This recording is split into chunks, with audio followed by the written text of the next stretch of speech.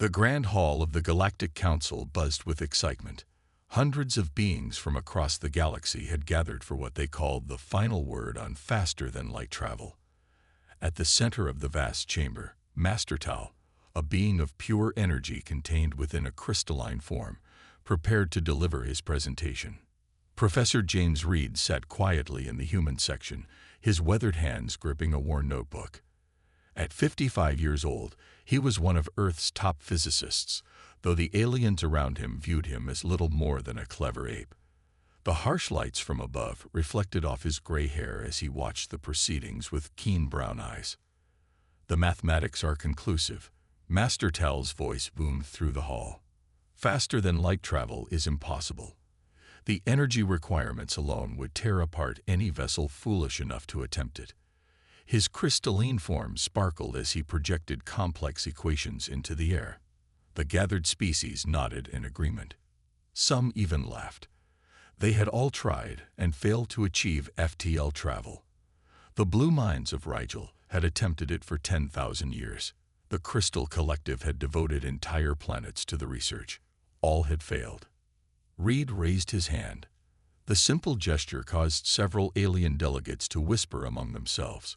Humans were known for their stubbornness, their refusal to accept obvious truths. "The floor recognizes the human delegate," the council leader announced, unable to completely hide the amusement in his voice. Reed stood, his worn boots scraping against the polished floor. "With respect, Master Tal, your equations assume that space-time is constant across all dimensions. Our research suggests otherwise." The laughter that followed was immediate and loud. Master Tal's crystalline form flickered with what passed for amusement among his kind. "Professor Reed, we have mapped the constants of space-time across 12 dimensions. The mathematics cannot lie." "Mathematics is a tool to understand reality," Reed replied calmly. "When the tool doesn't match reality, perhaps we need new tools." More laughter filled the chamber. A delegate from the Silicon Worlds actually fell from their hover platform in amusement. The council leader had to call for order 3 times before the chamber quieted. The human insistence on defying established science is— Master Tal paused for effect. "Charming. But we are here to end this debate once and for all. The council hereby declares that all research into faster-than-light travel is to cease. It is a waste of resources that could be better spent on achievable goals." Reed stood his ground. "Earth respectfully declines to comply." The chamber erupted again, this time in a mixture of laughter and outrage. Master Tal's crystalline form pulsed with bright colors. "You decline. You cannot decline established fact. This is not a matter of opinion or choice. The universe itself has set these limits." "The universe," Reed said quietly, but his words carried through the hall, "has a habit of surprising us. Humanity's history is filled with impossible things that became possible because someone refused to accept limitations." The council leader raised all 4 of his arms for silence. "Professor Reed, your species is young. In time, you will learn to accept the boundaries of what is possible. Until then, know that you risk becoming a joke among the civilized species of this galaxy." Reed gathered his notebook and stood straight. Despite being physically smaller than most delegates, something in his posture made several of them lean back. "Better to be laughed at while trying," he said, "than to join in the laughter and never try at all." As he walked out of the chamber, the laughter followed him. But Reed smiled. Back on Earth, in a hidden facility deep beneath the Pacific Ocean, his team was about to test something that would change everything. The galaxy could laugh all they wanted. Humans had been proving the impossible possible since they first looked up at the stars and dreamed of touching them. What the council didn't understand was simple. Telling a human something was impossible was the surest way to make them try it. 3 months after the Galactic Council meeting, alarms blared through the Global Science Initiative's underground facility. Red lights flashed across walls of screens and holographic displays as scientists rushed between workstations. In the center of the chaos, Professor Reed stared at the incoming data with horror. "The solar storm is 3 times larger than anything we've ever recorded," said Tom Wilson, the lead solar physicist. His usual neat appearance was gone, replaced by rumpled clothes and dark circles under his eyes. "Mars colony's shields won't hold." Reed ran his fingers through his gray hair, studying the numbers.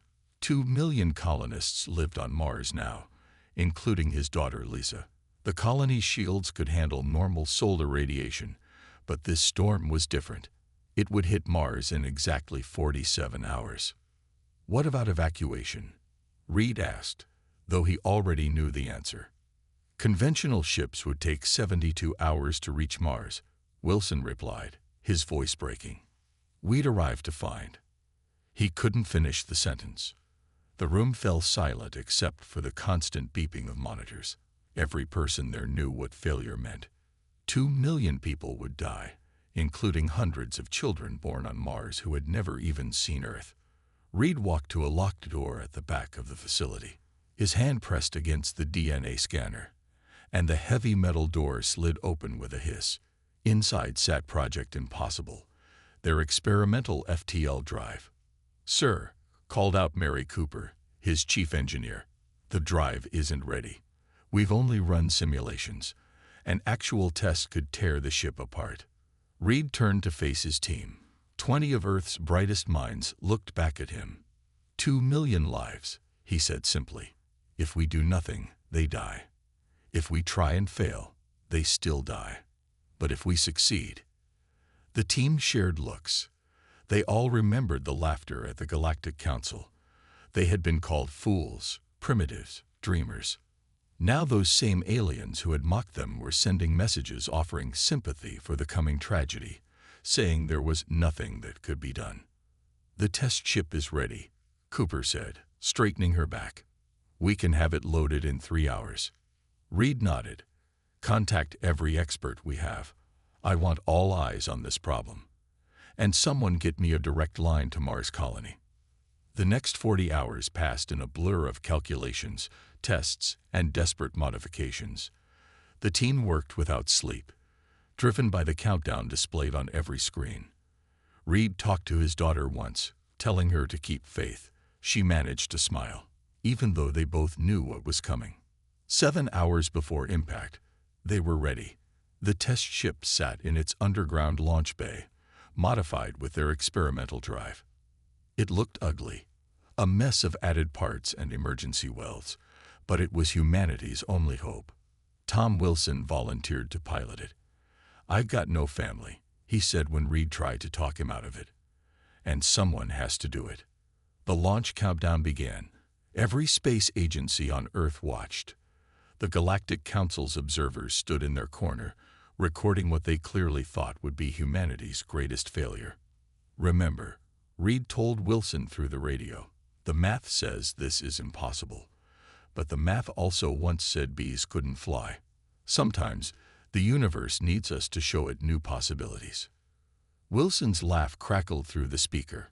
"Well, if we're going to fail, let's fail spectacularly. At least we'll give those aliens something to really laugh about." The countdown reached 0. Energy surged through the ship.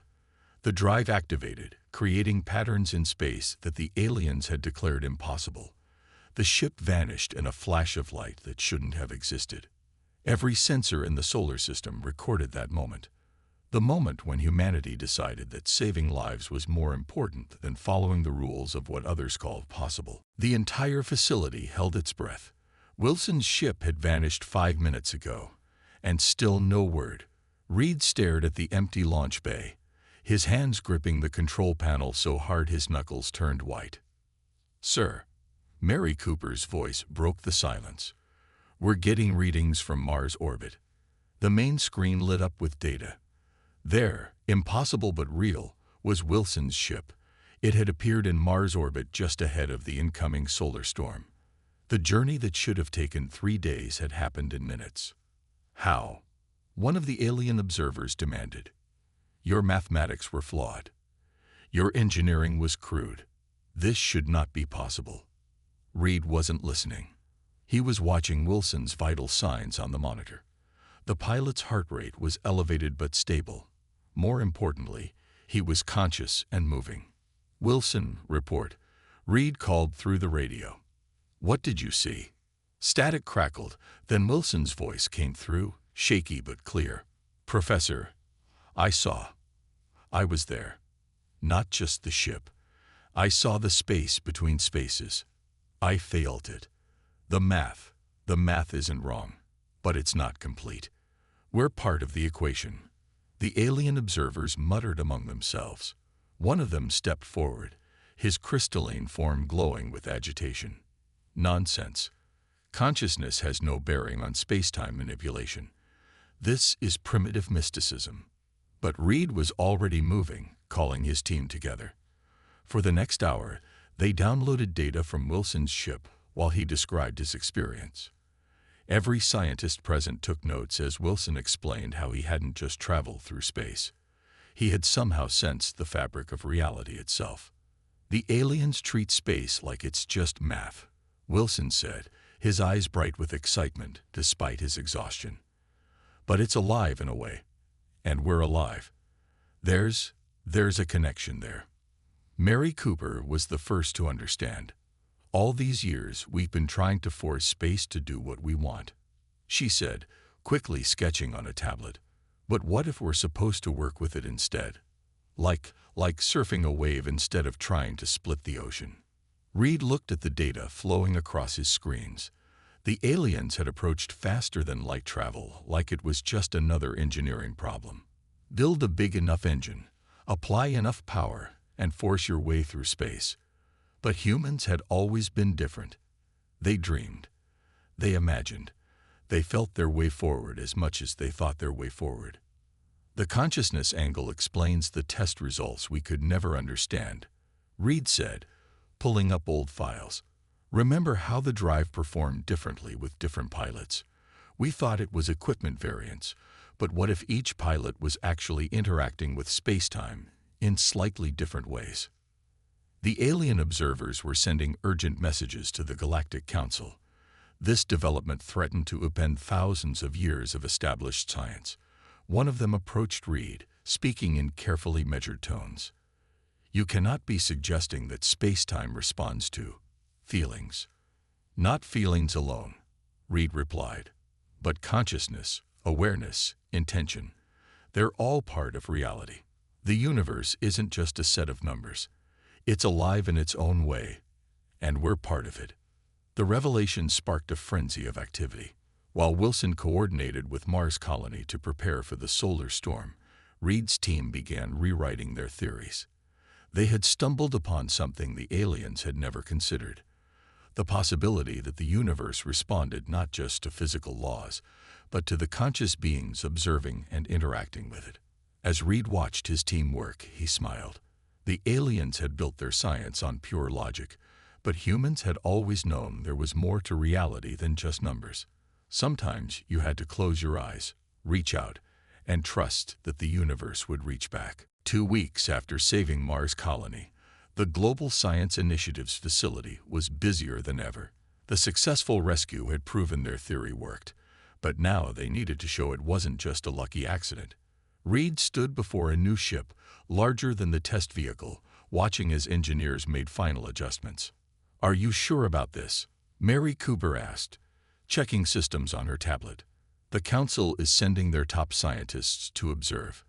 If we fail now, then we fail trying," Reed said, touching the ship's smooth hull. "But I don't think we will." The new ship was beautiful, unlike the rough test vehicle they'd used to save Mars. Its sleek design incorporated their latest understanding of how consciousness interacted with spacetime. The exterior sparkled with patterns that seemed to shift when you looked at them directly, a side effect of the new materials they'd developed. Master Tal arrived with a group of alien scientists. His crystalline form had lost some of its previous arrogance, but skepticism still radiated from him. "You claim this vessel can create stable wormholes at will?" he asked, his tone making it clear he doubted every word. "Not exactly," Reed replied. "We don't create the wormholes. We ask space to share its existing shortcuts with us. The alien scientists exchanged looks of confusion. This wasn't how technology was supposed to work. You didn't ask space to do anything. You built machines to force it to do what you wanted. Mark Thompson, their new test pilot, walked onto the launch floor. He was younger than Wilson, but he had something special, an intuitive understanding of space that their tests had shown was perfect for the new drive. He smiled at the alien observers as he walked past. "The pilot seems very casual," Master Tal noted. "Our scientists spend years in meditation before attempting any spacetime experiments." Mark spent 6 months training, Reed said, but most of that was learning to trust his instincts rather than fighting them. The launch countdown began. This time, there were no red emergency lights, no crisis driving them forward. Just humanity's endless desire to push boundaries. The alien observers had set up their most advanced sensors, determined to prove this was either a trick or a dangerous fluke. Mark's voice came through the speakers as he ran his pre-flight checks. He sounded excited, almost playful. The aliens seemed shocked by this. In their view, someone about to attempt space-time manipulation should be serious and focused. "Remember," Reed told Mark through the radio, "don't force it. Feel the space around you. Let it guide you." The aliens muttered at this unscientific advice, but Mark just laughed. "Don't worry, Professor. The universe and I are on pretty good terms." The countdown reached 0. Unlike the violent burst of energy from their emergency test, this time the ship began to glow softly. The light seemed to bend around it in ways that shouldn't be possible. Several alien scientists frantically checked their instruments. Then something amazing happened. Instead of vanishing instantly like the test ship had, this time the process was slow enough to observe. The space around the ship began to ripple like water. A perfect circle of light formed in front of it, showing a view of their target destination, a point near Jupiter. "Impossible," Master Tal exclaimed. "You're maintaining a visible Einstein-Rosen bridge. The energy requirements alone." "Actually," Mark's voice came through clearly, "it doesn't take much energy at all. You just have to ask nicely." The ship slipped through the portal of light. Unlike the violent transit that had almost knocked Wilson unconscious, Mark seemed perfectly comfortable. His vital signs remained normal as he emerged near Jupiter, waved to the observation station there, and then opened another portal to return home. The entire process had taken less than 5 minutes. When the ship landed, Mark stepped out looking as relaxed as when he'd entered. "Beautiful ride," he said, grinning at the dumbfounded alien scientists. "The space between Jupiter and Earth says hello, by the way." It has a wonderful sense of humor. News traveled faster than light across the galaxy, though not as fast as human ships could now move. 1 month after Mark Thompson's successful demonstration, the Global Science Initiative found itself hosting visitors from 100 different worlds. Reed watched from his office window as another alien ship landed in the newly built diplomatic zone outside the facility. "That's the third group today," Mary Cooper said, setting down her coffee mug. "And it's not even lunchtime." The same species that had once laughed at humanity now came bearing gifts and seeking knowledge. The irony wasn't lost on anyone, but Reed had forbidden his team from gloating. "We're scientists," he told them. "Our job is to share knowledge, not settle scores." A soft chime announced another visitor. Master Tal entered the office, his crystalline form dimmer than usual. He'd been studying the human breakthrough for weeks, trying to understand how his people had missed something so fundamental. "I have a confession," Master Tal said, settling into the specially designed chair for his kind. "We were wrong. Not just about faster-than-light travel, but about humanity itself." Reed looked up from his work. "How so?" "We saw your species' emotional nature as a weakness, your tendency to dream, to imagine, to feel your way through problems. We thought it made your science inferior." Master Tal's form flickered with what Reed had learned was embarrassment. "We never considered that consciousness itself might be a fundamental force in the universe." Through the window, they could see Mark Thompson teaching a group of alien scientists. He had them sitting in a circle on the grass, eyes closed, feeling the space around them. Some of them looked ridiculous trying to copy human meditation poses, but they did it anyway. They wanted to understand. The younger races are already adapting your methods, Master Tal continued. The Silicon Worlds have reformed their entire education system. They're teaching art and music alongside quantum mechanics, trying to develop the intuitive understanding that humans seem to have naturally. Reed smiled, remembering how those same Silicon Worlds representatives had laughed the loudest at the council meeting. Now they sent daily requests for more human teachers. The council's libraries are being rewritten, Master Tal said. 10,000 years of physics texts, and all of them missed what a few humans discovered by simply listening to space. A flash of light outside announced another successful test flight. The training program was expanding rapidly. They discovered that while not all humans had the same natural affinity for space-time communication, most could learn the basics. More importantly, they'd found that aliens could learn it too. They just had to unlearn their rigid assumptions first. You know what the truly remarkable thing is? Reed said, standing to watch the new pilot land. We're still just beginning. Now that we understand the relationship between consciousness and space-time, whole new fields of study are opening up.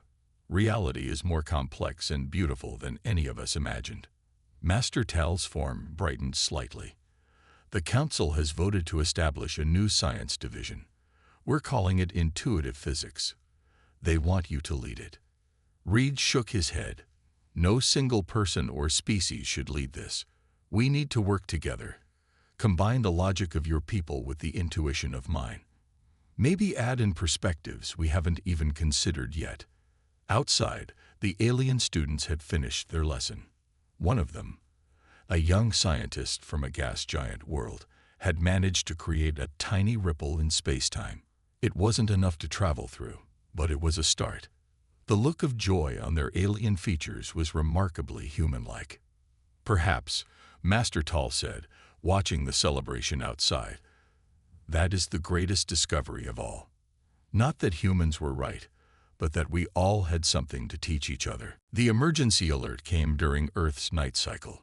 Reed was asleep in his office when the facility's eye woke him with urgent news. A massive gamma-ray burst had been detected, heading straight for the Blue Ring system, home to one of the species that had most strongly opposed human space research. How long do they have? Reed asked, already reaching for his communication device. 4 hours until impact, the AI responded. The Blue Ring civilization has no evacuation capability for their outer colonies. Estimated casualties, 300 million. Reed's fingers flew across his console, sending emergency alerts to all human FTL pilots. The Blue Ring people had been particularly cruel in their mockery of Earth's scientific efforts. They'd even created popular entertainment shows making fun of human primitive superstitions about space travel. None of that mattered now. Get me the Blue Ring ambassador, Reed ordered, straightening his rumpled clothes. The alien's face appeared on his screen moments later, their blue-tinted features tight with fear. Professor Reed, the ambassador said, pride warring with desperation in their voice. We request assistance. Already on it, Reed replied. How many ships can your people provide for evacuation? We'll supply the FTL drives and pilots. The ambassador's color darkened, a sign of shame in their species.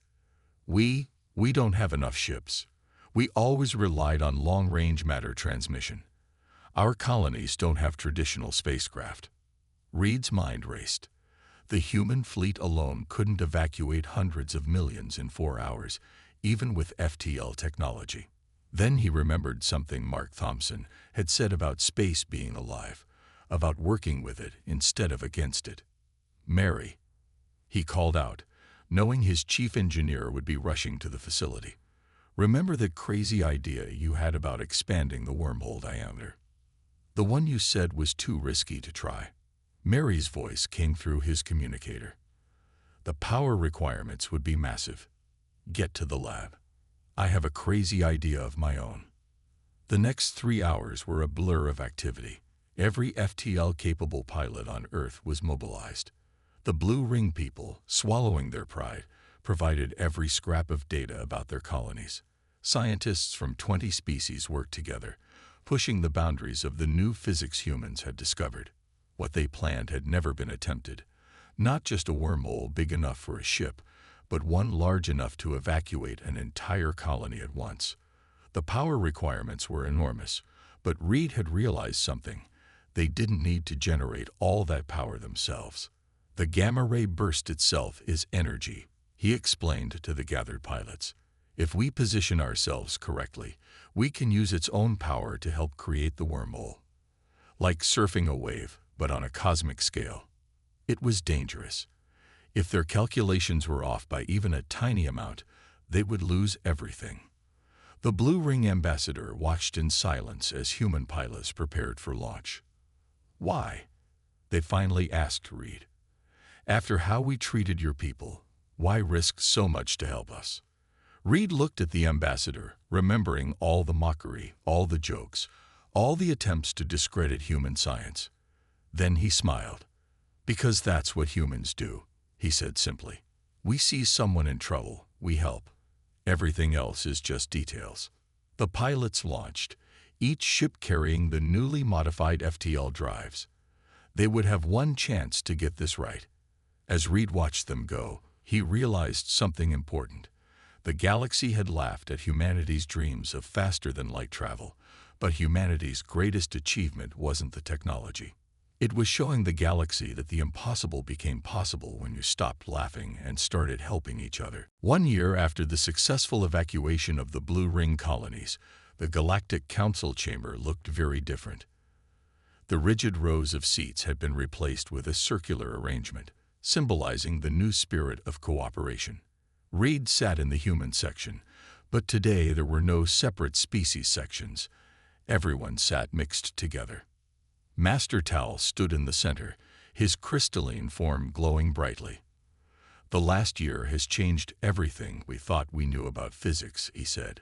But more importantly, it changed how we think about each other. The chamber, once filled with mockery and laughter, now hummed with excited discussion. Young scientists from 100 worlds shared ideas, combining the logical precision of traditional alien science with the intuitive approaches humans had introduced. Reed watched as Mark Thompson demonstrated the latest breakthrough to a group of eager students. The young pilot had grown into a respected teacher. Feel the space around you, he told them. It's not just empty distance. It's alive with possibilities. Professor Reed called out the Blue Ring ambassador, now a close friend. Would you share with us the latest results from the Consciousness Integration Project? Reed stood, touching the simple medal on his chest, the highest honor the Blue Ring people could give, awarded after the evacuation of their colonies. The massive wormhole experiment had worked better than anyone expected, saving not just thousands but millions of lives.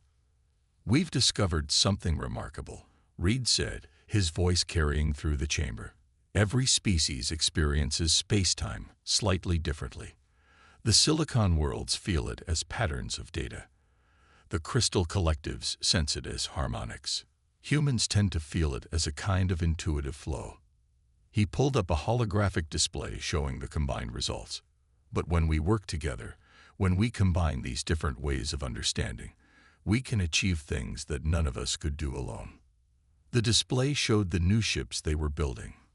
Vessels that combined the precise engineering of alien science with the intuitive interfaces humans had developed.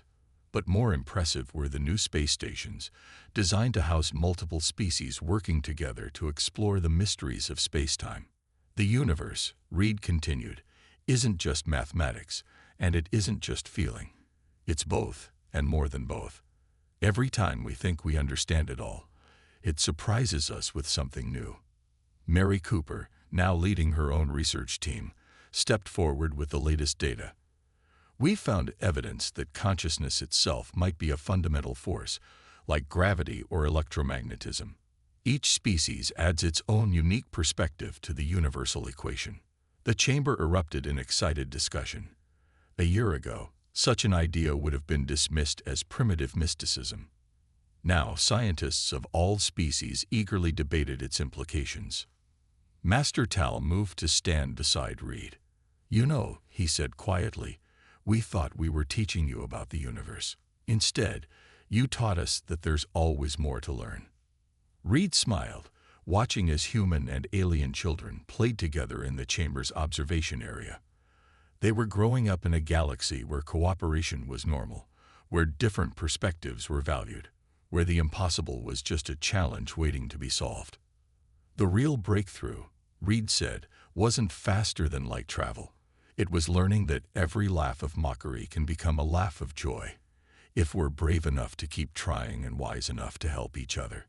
Outside the chamber's windows, ships of all species zipped through self-made wormholes, their crews working together in ways that would have seemed impossible just a year ago. The galaxy had stopped laughing at the impossible because they were too busy achieving it together. And somewhere in the vast expanse of spacetime, Reed liked to think, the universe itself was smiling at how its children had finally learned to work together.